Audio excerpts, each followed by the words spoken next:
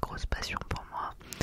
Si vous me suivez sur Instagram, vous avez dû le remarquer d'ailleurs, parce que je vous partage toujours mes lectures en story. Je vous mets mon Instagram par ici ou par là. Si vous voulez m'ajouter, n'hésitez pas. Donc cette fois-ci ça va être un retour de bibliothèque version roman graphique, et je vous fais un retour après avoir lu les livres, pas juste tiens j'ai pris ça et on va voir ce que ça donne. Non, là je peux vous dire ce que j'en ai pensé, je les ai tous déjà lus. Il n'y aura pas de retour de bibliothèque avant un bout de temps je pense, car j'ai une tonne de livres à lire à la maison et je pense que je vais essayer de lire déjà tout ce que j'ai à place de constamment prendre à la bibliothèque.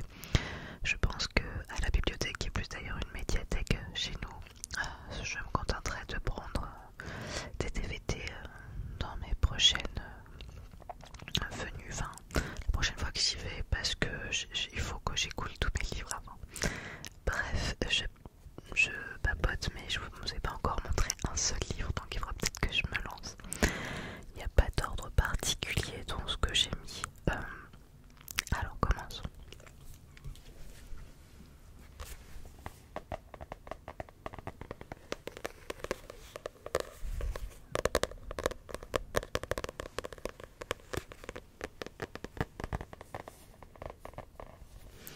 Il s'agit de Idéal Standard de Haute Picot.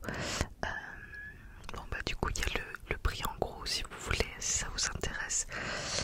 Je l'avais vu sur mon application Clive, l'application dont je vous ai souvent parlé pour mes lectures où je classe tous mes livres, et ça me donne aussi des suggestions de lecture tous les jours et je trouve ça super. Seulement j'ai une wishlist qui est hallucinante maintenant à cause de l'application, et donc du coup j'ai vu souvent passer celui-ci. Je me suis dit tiens je vais regarder s'il était à la médiathèque, il y était, donc je l'ai pris. Idéal Standard. Claire, infirmière trentenaire, voit défiler ses relations amoureuses en désespérant de construire le couple, le vrai, le bon, l'idéal. En choisissant de vivre avec Franck, elle croit enfin y être arrivée, mais la réalité standardisée de ce qui l'attend n'est pas à la hauteur. Haute Picot aborde avec grâce et humour des thèmes essentiels: le couple, le désir, la recherche du soi. Remarquable. Alors ça c'est ce qui est écrit derrière. Alors qu'est-ce que j'en ai pensé? Alors c'est un livre qui va se lire d'une traite en 1 heure max. Ça y est, c'est plié.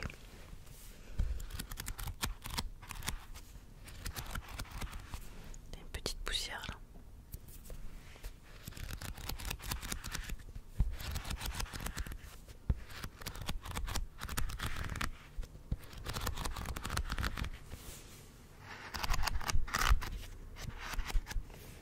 Je vous montre un petit peu les illustrations et vous allez comprendre pourquoi c'est vite lu. C'est ce genre de dessin, donc il y a peu d'écrit, mais j'aime bien ces dessins un petit peu ronds, un peu épurés, et tout est en jaune, c'est rigolo, c'est très solaire.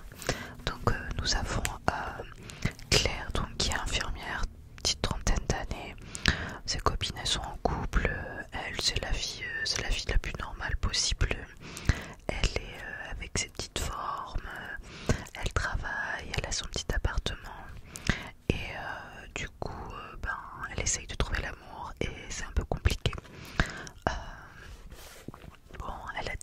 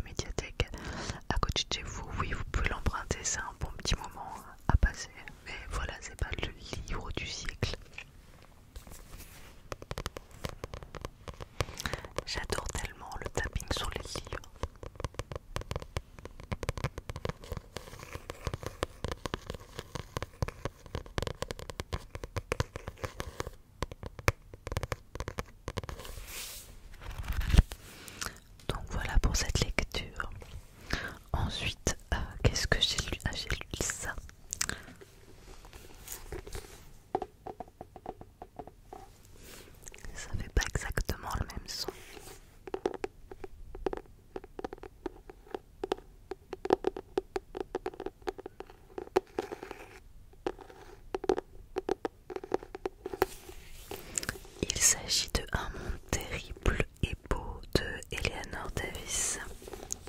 Pareil, je l'ai vu passer sur mon application Cliff. Et puis après il était à la médiathèque, alors je l'ai pris. État policier, guerre, alarme chimique, urgence environnementale, c'est dans une société terrifiante qu'Anna et Johnny essaient d'avoir un enfant. Entre deux manifestations pacifistes, Anna s'occupe de personnes âgées, encourage son compagnon à leur construire une maison dans la forêt, tente de trouver un sens au monde qui l'entoure et la force de rêver un avenir meilleur. Esthétiquement, le livre est super beau. Je vais vous montrer un peu les illustrations. Non, celle-ci je ne vais pas montrer parce qu'il y a quand même des enfants. Là je peux montrer, oui je peux montrer. Tout est en noir et blanc.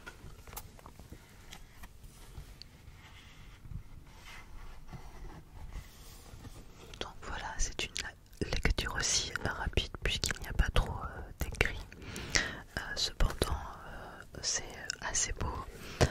C'est un monde, voilà, c'est un couple qui essaye d'avoir un enfant. Ils essayent aussi de travailler pour un monde meilleur. Ils essayent ils essayent d'aider leurs prochains et de faire en sorte que la vie change dans le monde actuel, qu'on arrête d'être dans un monde de capitalisme. Là je vous remontre encore notre page. Alors je l'ai apprécié, mais en fait parce que je l'ai trouvé beau, surtout esthétiquement. Après, point de vue histoire, oui ça va, pareil c'est pas le livre du siècle. À la médiathèque à côté de chez nous on peut emprunter pendant très longtemps, on a de la chance pour ça. On peut les emprunter pour 6 semaines. Et en fait je filme cette vidéo fin janvier, juste avant que je dois me rendre mes livres. Vous aurez sûrement cette vidéo sûrement en février je pense. Il y a des chances. Bon bref. Je l'ai lu fin décembre et en fait j'étais contente quand je l'ai lu. Mais un mois après, j'en garde pas vraiment un grand souvenir. Ça m'a pas marqué plus que ça. Je l'ai lu et voilà. Mais sympathique, c'est esthétiquement sympa. La morale est belle, mais l'histoire en elle-même n'est pas assez travaillée peut-être à mon goût. Mais bon, c'est un moment agréable. Voilà. Je crois que c'est les deux que j'ai un petit peu moins aimé, tout en ayant apprécié quand même dans ma liste de livres que je vous présente. Ensuite, j'ai lu celui-ci.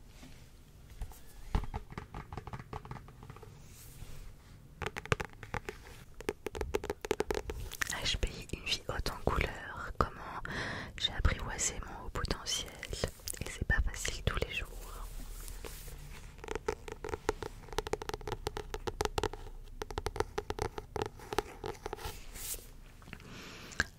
Alors, HPI ou comment 3 petites lettres peuvent changer une vie. Jeune enseignante haute en couleurs, Zoé se sent parfois trop colorée si l'on en croit les dires de tout son entourage. J'en parlais de ses têtes Binder et de ses collègues, oui parce qu'ils disent Binder dedans pour donner le vrai nom. Et malgré l'envie de rentrer dans les cases pour y trouver une paix relative, rien n'y fait, aucun moule ne semble taillé à sa mesure, difficile de paraître normal quand tout déborde. Finalement, détecter HPI, Zoé découvrira pourtant qu'on peut être hypersensible, passionné, parfois ingérable, mais tellement heureuse aussi. Une BD drôle et optimiste pour tous les HPI, zèbres et surdoués qui s'ignorent, ceux qui se découvrent et pour tous ceux qui refusent de faire du haut potentiel un synonyme de souffrance. Comment dire, c'est un livre que je conseille pour les personnes qui sont dans la démarche de faire les tests HPI ou qui viennent de les passer, parce que vraiment c'est c'est vraiment l'histoire, c'est ça en fait. C'est Zoé, elle est prof et elle se sent incomprise par ses collègues de travail. Et puis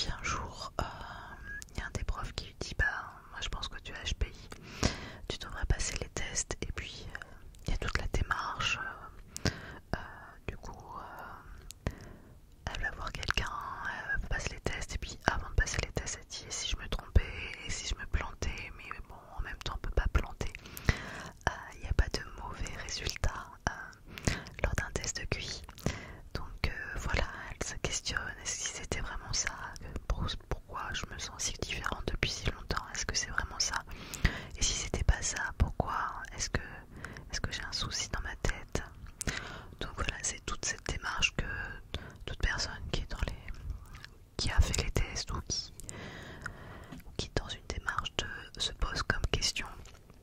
Et donc voilà, pour des personnes qui sont bilantées depuis un moment, peut-être ça apportera moins de réponses, même si vous pouvez vous aussi reconnaître et reconnaître votre parcours.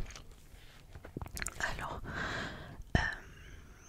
pour vous raconter un petit peu le début, lorsque Mel rencontre Nat, donc ça c'est les Mel Boinacé, suivez-le-zèbre.com, qui a le blog suivez-le-zèbre.com, et Nat c'est Nathalie Briou, c'est l'illustratrice.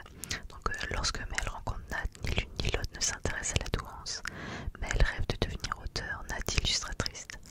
En 2017, Mel découvre son HPI, sa curiosité et le sujet est vive, mais les réponses difficiles à trouver. Elle décide alors de partager son histoire sur un blog Suivez le Zèbre, avec Nat qui partage sa passion pour la montagne, les sports d'extérieur et leur région d'adoption. Les randonnées servent souvent d'excuses à des discussions passionnées autour du HPI et de la neurodiversité. Leur collaboration devient très vite une évidence, un magnifique roman graphique né d'une belle amitié au cœur des Alpes.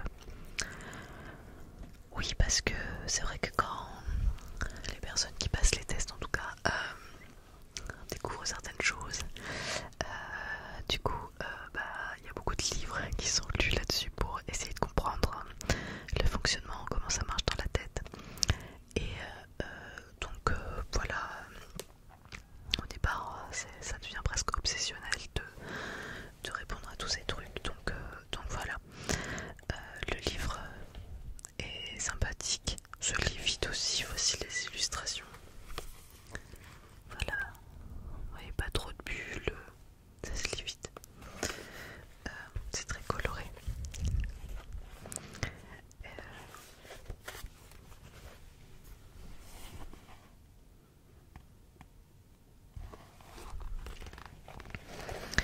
C'est intéressant.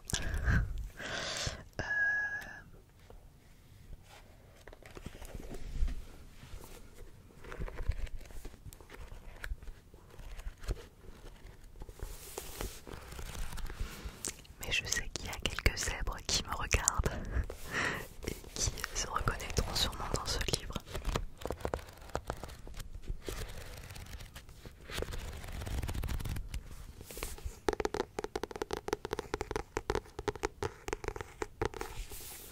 Donc voilà une lecture que j'ai appréciée et que je peux vous conseiller. Autre livre qui n'est pas vraiment un roman graphique à proprement parler, mais plus une bande dessinée.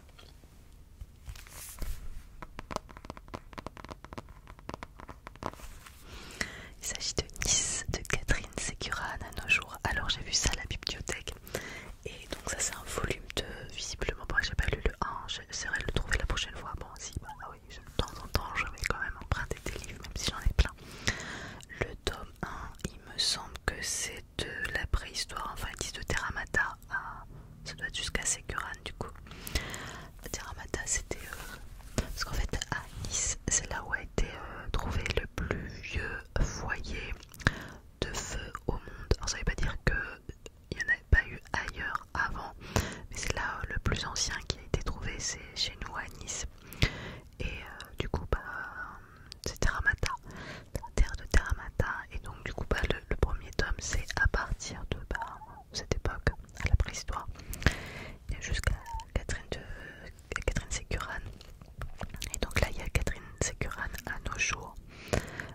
Moi Nice c'est ma ville adoptive, je suis bretonne mais maintenant ça fait un sacré nombre d'années que je suis ici et je suis vraiment tombée très amoureuse de la région, donc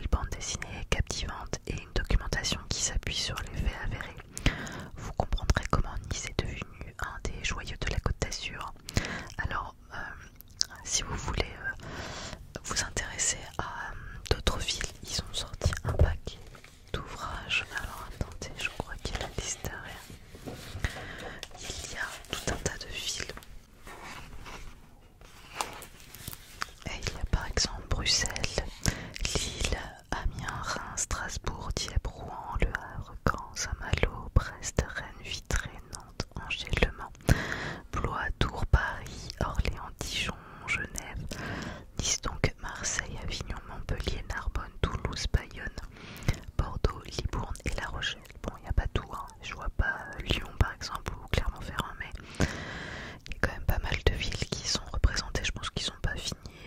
Et puis que peut-être il y en a d'autres qui sont sortis depuis, parce que celui-là il est sorti en avril 2023. Donc si vous voulez vous intéresser à un petit peu votre région, je pense qu'il y a moyen de trouver. J'ai trouvé ça super. Bah, rien que Catherine Sécuran, pour moi c'était rue de nom de rue de Nice ou long de lycée, mais à la limite je sais pas, je savais pas trop vraiment qui c'était Catherine Sécuran. Et donc bah, j'ai appris que c'était d'une lavandière à l'époque, donc du coup quand il y a eu l'invention turque au XVIe siècle. Et du coup bah, il y a même une légende autour d'elle. Alors on va savoir si c'est vrai ou pas vrai, je sais pas. Mais visiblement il y a une légende comme quoi quand les Turcs sont arrivés, elle a soulevé son jupon, elle a baissé sa culotte, elle a pris leur drapeau et elle s'est essuyé les fesses avec pour leur dire vous ne nous aurez pas. Donc c'est un petit peu ça la légende. Bon après il n'y a pas que ça, mais voilà, c'était une vraie... bah, fallait pas l'embêter quoi. Donc il y a tout un tas de... Donc là il y a bien sûr comme je vous ai dit Catherine Sécuran, mais pas que. Alors moi j'ai apprécié parce que j'ai appris pas mal de choses. Après parfois les dessins m'ont un petit peu dérangé.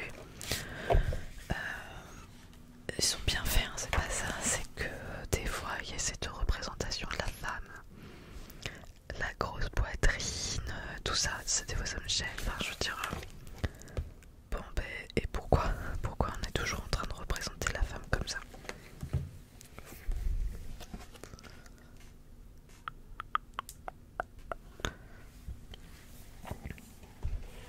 Mais voilà, des fois c'est un peu cliché dans la façon où c'est dessiné du coup. Voilà, je sais pas, par exemple, est-ce qu'on voit que Catherine Sécuran, je sais pas, c'est plein de dessins comme ça où comme si une femme, sa seule féminité c'est d'avoir une grosse poitrine et que c'est ça qui comptait, alors que bah non, après on voyait qu'elle avait du caractère et tout, mais je sais pas, tout le temps, quelle que soit la femme, c'est toujours dessiné avec voilà, les atouts mis en avant. Et je sais pas, moi c'est un peu voilà, ça m'a un peu énervé quand j'ai lu. Et c'est super intéressant aussi de voir que en fait Nice faisait partie du comté de Savoie, et c'est des accords qu'il y a eu entre Victor Emmanuel, le duc de Savoie, et Napoléon, qui ont fait que bon bah voilà, c'est redevenu c'est devenu français. Même s'il y a eu un vote, mais j'avais l'air de comprendre que c'était un peu trafiqué. Bah il y a même plein de trucs que je savais pas sur Nice, genre bah on a un observatoire à Nice, je savais pas que c'était Eiffel qui avait construit cet observatoire. Bah il parle aussi, on a une cathédrale aussi à Nice qui s'appelle Sainte-Réparate, donc il parlait aussi de Sainte-Réparate, qui elle était toute la légende qu'il y a autour d'elle. Donc voilà, c'est des choses que je ne connaissais absolument pas, donc j'ai trouvé ça vraiment passionnant. Bon, j'ai apprécié aussi qu'à la fin on voit que c'est un ouvrage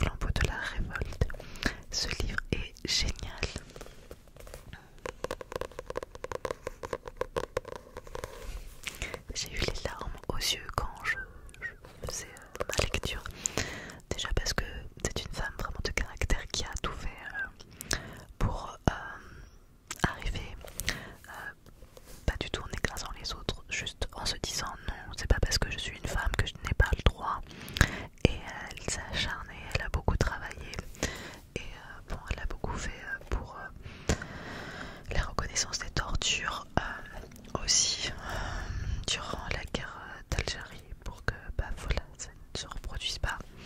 Elle a beaucoup fait du coup avec son association Choisir pour les femmes. Et puis c'était donc du coup elle est avocate. Elle est députée, elle a travaillé aux côtés de Simone Veil pour le droit à l'avortement. C'était une femme de poids, une femme de conviction, une femme admirable. J'ai beaucoup d'émotions, j'étais vraiment émue en lisant ces mots,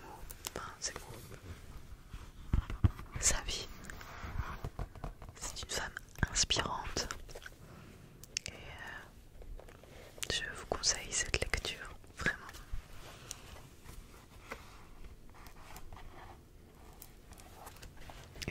Un livre à lire de toute urgence. Lui coûte 22 € si ça vous intéresse. Mais sinon, je pense que d'occasion ou dans votre médiathèque, ça doit se trouver également. J'en ai encore 2 à vous montrer.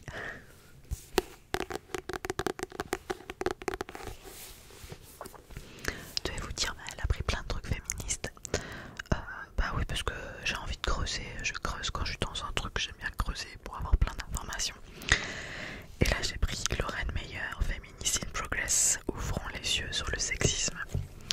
Aigrie, poilue, agressive, misandre, lesbienne ou pire célibataire, les clichés ont la vie dure en matière de féminisme. Mais qu'est-ce que ça veut dire aujourd'hui être féministe?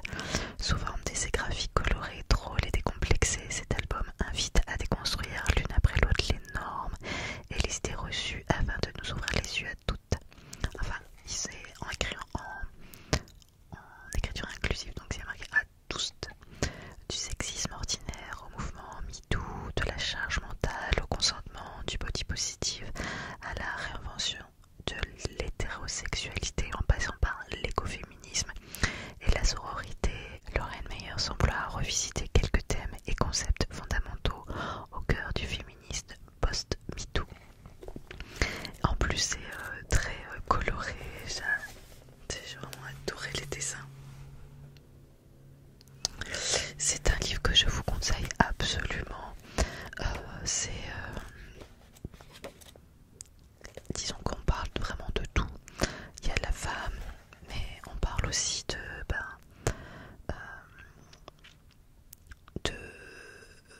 aussi des différentes sortes de genres, de sexualité. Moi maintenant, c'est vrai que j'avoue que des fois je me perds parce que je ne veux pas dire les mauvais termes. Et il y a tout aussi un lexique à la fin. Et c'est super bien documenté. Et il y a beaucoup de choses aussi à la fin pour aller plus loin dans vos recherches. Il y a plein de sites internet qui sont conseillés, des séries, des films, des woman shows, des one woman shows, des podcasts à écouter, des magazines à lire, des Instagram de personnes intéressantes,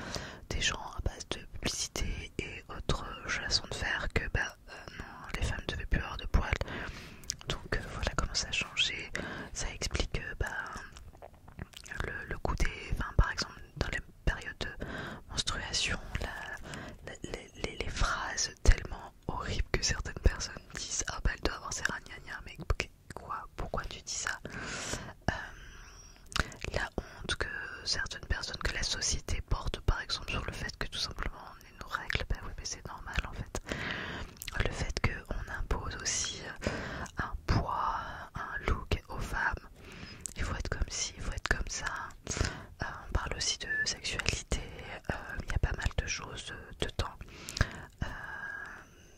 de genre, il y a la maternité aussi, on parle de tout ce que la société fait endurer à la femme enceinte, à la femme qui vient d'accoucher,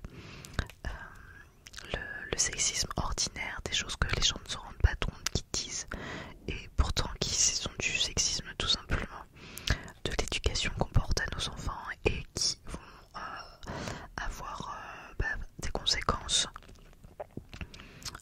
Donc tout ça, j'ai trouvé ça hyper intéressant. J'ai beaucoup apprécié cet ouvrage. On parle aussi de l'écriture, que le féminin, que le masculin l'emporte sur le féminin. Il y a plein de choses en fait. Le fait que quand on vieillisse, les femmes sont un peu plus mis à part de la société. Les gens ne veulent pas voir. Pour eux c'est peu intéressant quelqu'un qui vieillit. Et on considère ça pas beau. C'est juste normal en vrai. On vieillit tous. Les clichés qu'il y a sur les femmes. Non, il y a vraiment beaucoup de choses. Et je cherche depuis tout à l'heure une phrase que j'ai vue que je trouvais tellement vraie, qui était une phrase de la chanteuse Kate Nash. Glouc, j'ai vu ça. Alors, voilà. Féministe n'est pas une insulte. Ça ne veut pas dire que tu détestes les hommes, ça ne veut pas dire que tu détestes avoir de jolies jambes et un beau bronzage. Ça veut juste dire que tu crois en l'égalité homme-femme. Donc c'était la chanteuse Kate Nash qui disait ça. Et ce livre est vraiment très sympa.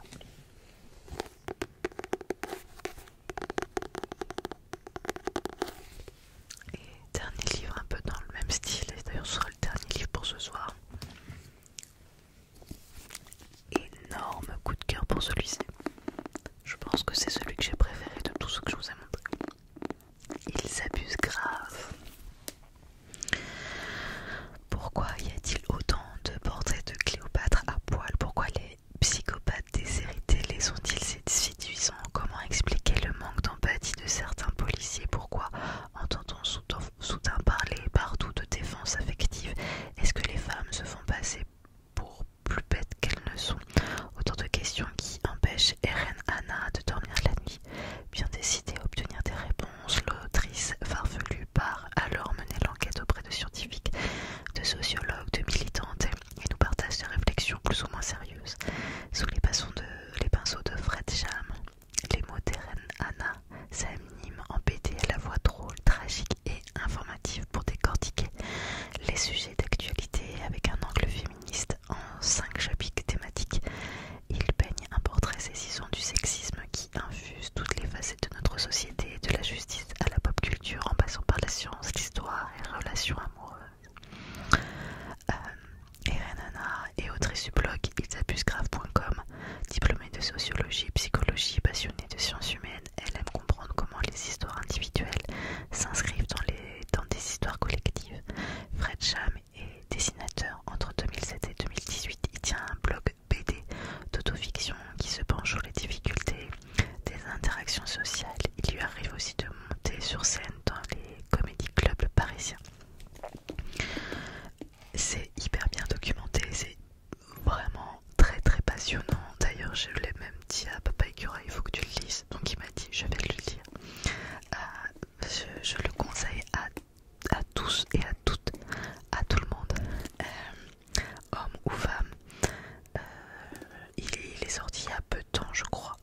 Il coûte 24,95 €. Ça parle d'un peu de tout, oui, parce que là, quand il parlait de policier, je dire mais pourquoi, quel rapport avec la femme? Non, c'est parce qu'à un moment il parle du fait que ça avait fait grand débat, je pense que c'était il y a 1 an ou 2.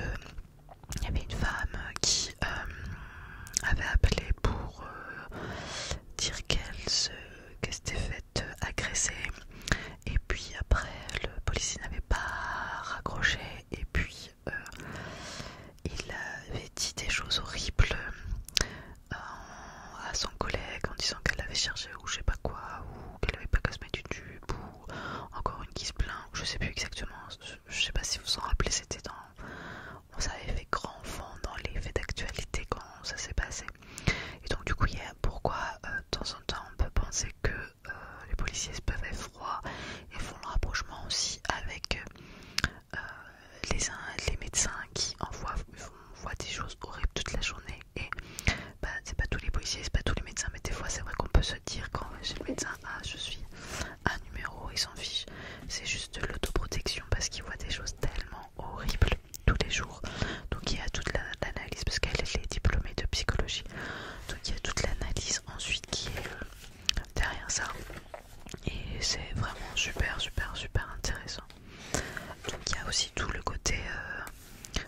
des études qui ont été faites sur l'empathie des femmes par rapport à l'empathie des hommes.